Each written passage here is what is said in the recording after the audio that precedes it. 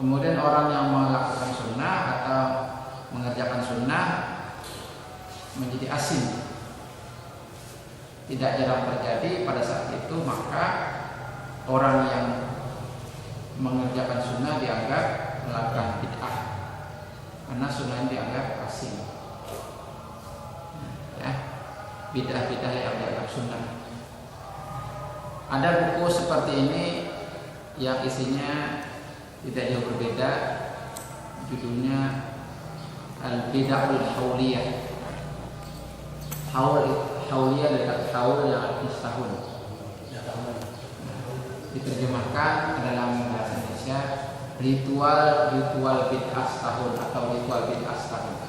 Jadi sepanjang tahun dari 1 Muharram sampai akhir bulan Dzulhijjah itu dari 1 Muharram sampai akhir bulan Dzulhijjah ada bid'ah. Makanya ritual bid'ah setahun. Ini sebaiknya kita ambil buku ini ya, karena sangat baik. Ini ya, pada pertemuan yang lalu ada yang bertanya, pertanyaannya bagaimana kita bisa membedakan mana yang sunnah dan mana yang bid'ah. Jawabannya yang paling gampang, baca buku ini. Nanti ketahuan mana yang sunnah, mana yang bid'ah. Yang bertanya seperti itu, bagaimana kita bisa membedakan mana yang sunnah dan mana yang bid'ah. Baca bukunya. Karena tadi sudah kita sampaikan, sekarang terjadi penjungkir-balikan nilai, ya, di mana yang sunnah dianggap bid'ah dan yang bid'ah dianggap sunnah. Baik, kemudian perkataan Hasan Ibnu Atiyah, tidaklah suatu kaum membuat bid'ah dalam agama melainkan Allah Subhanahu wa taala akan mencabut dari mereka sunnah yang sepadan dengannya. Kemudian tidak akan mengembalikan kepada mereka sampai kiamat. Ketika suatu kaum melakukan bid'ah, maka Allah akan mencabut dari mereka sunnah yang sepadan dengannya. Orang terbiasa melakukan bid'ah, ya, akhirnya kecintaan akan sunnah itu tidak ada lagi. Ya. Kecintaan akan ilmu juga dicabut oleh Allah Subhanahu wa taala.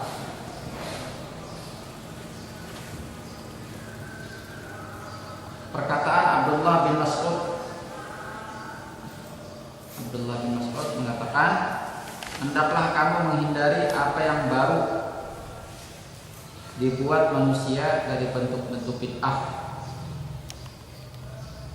sebab agama tidak akan hilang dari hati mereka, tetapi syaitan membuat bid'ah baru untuknya hingga iman keluar dari hati, dan hampir-hampir manusia meninggalkan apa yang telah ditetapkan Allah Subhanahu wa taala kepada mereka berupa salat, puasa, halal haram, sementara mereka masih berbicara tentang Tuhan yang Maha Mulia. Maka siapa yang mendapatkan masa itu hendaklah dia lari. Dia bertanya, wahai Abu Abdurrahman, ini kunyah Abdullah bin Mas'ud, Abu Abdurrahman, wahai Abu Abdurrahman, kemana larinya? Ia menjawab, tidak kemana-mana. Lari dengan hati dan agamanya, janganlah duduk bersama-sama dengan ahli bid'ah. Dari perkataan Abdullah bin Mas'ud ini dapat diambil pelajaran bahwa sesungguhnya manusia itu tetap mengatakan la ilaha illallah. Agama tidak akan hilang dari hati mereka. Mereka masih mengatakan la ilaha illallah, masih menulis identitas sebagai muslim. Akan tetapi syaitan berusaha untuk menyesatkan mereka. Dengan cara apa? Dengan cara membuat bid'ah. Jadi kalau kita membaca beberapa literatur yang menjelaskan tentang masalah bid'ah, para ulama katakan bahwa salah satu cara syaitan menggelincirkan dan menyesatkan manusia adalah dengan melalui pintu bid'ah. Ada satu buku yang cukup bagus, itu salah seorang tokoh Muslim Indonesia, seorang ulama Indonesia. Cuma lupa beliau pengarangnya, judulnya Setan Sebagai Tertuduh. Yang masih lupa pengarang, karena lupa lagi ya. Setan Sebagai Tertuduh itu dia menjelaskan tentang trik-trik setan untuk menyesatkan dan menggelincirkan manusia, di antaranya melalui pintu yang bernama bid'ah.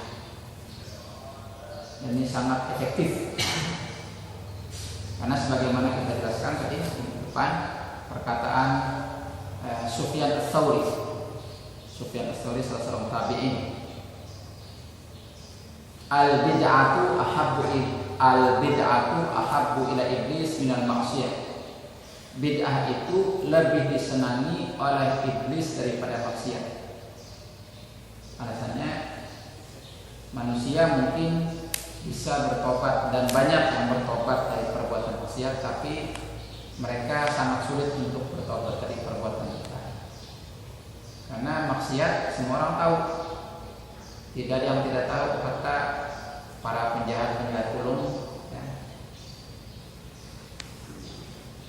Orang awam yang tidak tahu, yang tidak pernah sekolah, tidak pernah mengenyam pendidikan, tahu yang namanya judi itu maksiat, ya. Miras maksiat, narkoba maksiat, zina maksiat, ya. Semua orang tahu, tapi bid'ah tidak setiap orang tahu. Bahkan yang menyesatkan adalah anggapan bahwa bid'ah itu sebagai sunnah. Ini ya. Baik. Jadi Abdullah bin Mas'ud mengatakan semuanya Allah Subhanahu wa taala sesungguhnya manusia itu tidak akan meninggalkan agama mereka, tetapi dan bahkan mereka masih mengatakan la ilaha illallah ini sebagai muslim, tapi setan berusaha untuk menggelincirkan mereka dari agama mereka dengan bid'ah, ya. Nah kemudian lambat laun nanti iman akan keluar dari hati mereka, sehingga manusia meninggalkan syariat Allah Subhanahu wa taala, meninggalkan salat, meninggalkan puasa, tidak tahu dia haram, ya. Walaupun mereka masih mengatakan la ilaha illallah. Nah, dalam kondisi demikian Abdullah bin Mas'ud mengatakan, siapa yang mendapatkan masa itu di kondisi zaman yang sangat rusak, maka hendaklah dia lari. Lari kemana? Lari dengan hati dan agamanya, menyelamatkan hatinya, menyelamatkan agamanya. Dan dia mengatakan, janganlah duduk bersama-sama dengan ahli bid'ah, agar tidak terpengaruh dengan bid'ah yang mereka lakukan. Berikutnya bahaya bid'ah yang lain, bahwa bid'ah itu termasuk sikap ghulu, al-ghulu, ya, melampaui batas syariat. Imam Al-Bukhari berkata dalam kitab sahihnya, kitab Al-Ihtisam bil Kitab wa Sunnah, bab apa yang dilarang tentang berlebih-lebihan, perselisihan di dalam ilmu, ghulu di dalam agama, dan bid'ah-bid'ah, berdasarkan firman Allah Subhanahu wa taala, ya ahlal kitab la taghlu fi dinikum wa la taqulu 'ala Allahi illal haqq. Wahai ahli kitab, janganlah kamu melampaui batas dalam agama, dan janganlah kamu mengatakan terhadap Allah kecuali yang benar.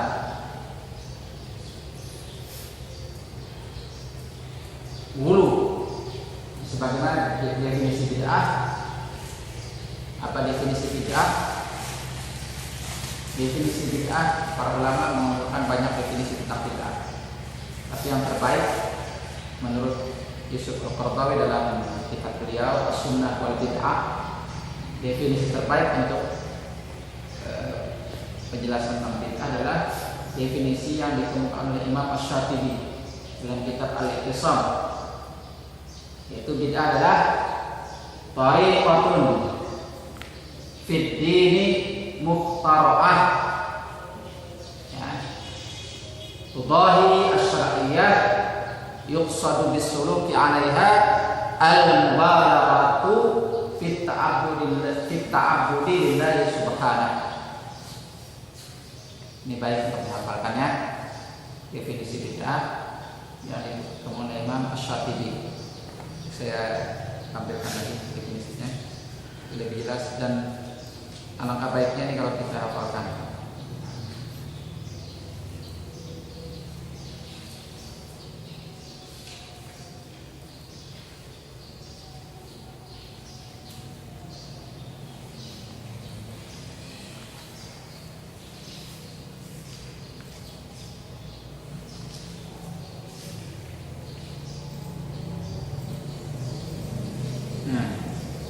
Bid'ah menurut istilah.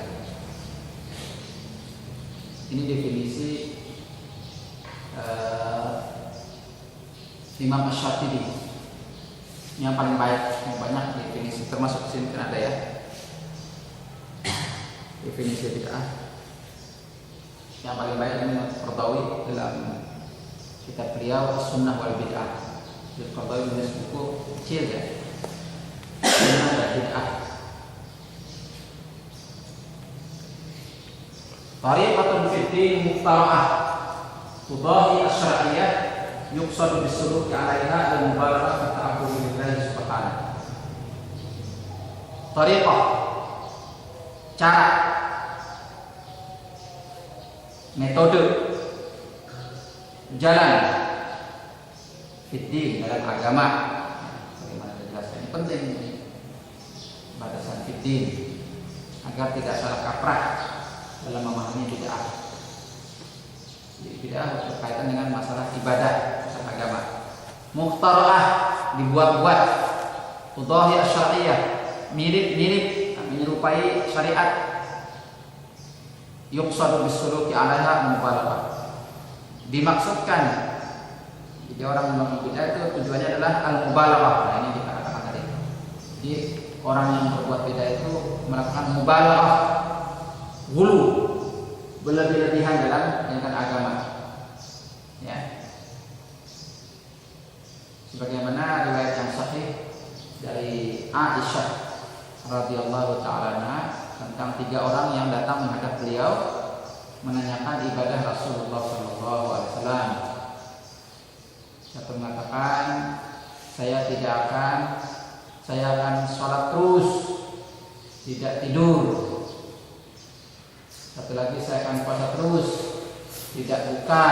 Yang satu lagi mengatakan, saya akan meninggalkan wanita. La atazawwaju nisa, saya tidak akan menikah. Ini bid'ah, ini mubalaghah. Sholat sepanjang malam, enggak tidur-tidur. Puasa sepanjang hari, enggak buka-buka. Kemudian tidak menikah. Ini bid'ah yang oleh Imam Al-Banna disebut dengan al-bid'ah at-tarkiyah, bid'ah meninggalkan sesuatu yang mubah dalam rangka ta'abbud kepada Allah Subhanahu wa taala dalam beribadah, itu adalah bid'ah. Ya. Enggak merupakan untuk, tapi tujuannya untuk ibadah. Jangan nomor kasual untuk.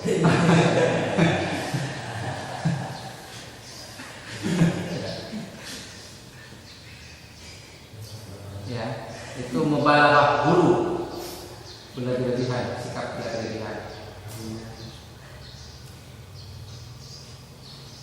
Baik, kita lanjutkan. Ini baik bid'ah ya. Jadi orang yang berbuat bid'ah itu melakukan tindakan hulu, melampaui batas.